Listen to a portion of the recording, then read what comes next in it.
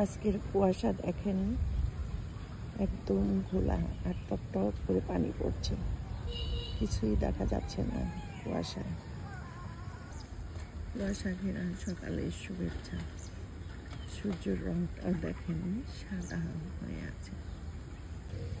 ব্রিজের উপর দাঁড়িয়ে এই দৃশ্যটা আমি প্রায় প্রতিদিনই দেখি। দেখেন ওই যে বাঁশের ডাঙায় একটা ঈগল পাখি বসে আছে। ওই ঈগল পাখিটা মাছ ধরার জন্য ঘন্টার পর ঘন্টা বসে থাকে। এত সকালে দেখেন বাচ্চারা র্যাকেট খেলার জন্য বের হয়েছে। ওদের ভিতর একজনকে আমি জিজ্ঞেস করলাম, দেখেন কি বল।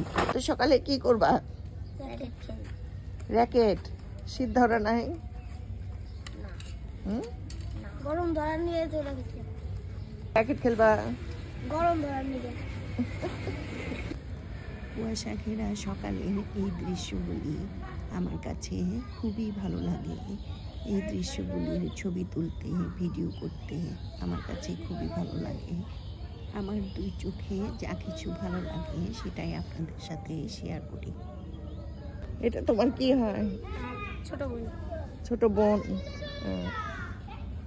এত সকালে বের হয়েছো, ঠান্ডা লাগবে না? না, একটু ঘরে কমই থাকতে চাই, একটু বাইরের আবহাওয়ায় একটু মিশতে চাই। বাবুটা আমাকে জানালো ওরা দুই ভাই এক বোন। তো আমাকে দেখালো ওরা দুই ভাই এক বোন। দেখেন সূর্যটার রং কেমন সাদা। কুয়াশা, আজকে প্রচণ্ড কুয়াশা পড়েছে।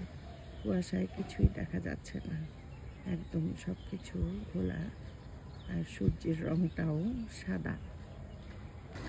মুক্ত আকাশে পাখি উড়ে বেড়াচ্ছে।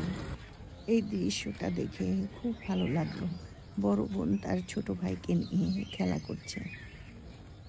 কুয়াশায় দেখেন আমাদের এই ইলিয়ট ব্রিজ, এটাও দেখা যাচ্ছে না। এত কুয়াশা পড়েছে যে মোটরসাইকেলের হেডলাইট চালিয়ে মোটরসাইকেল চালাচ্ছে।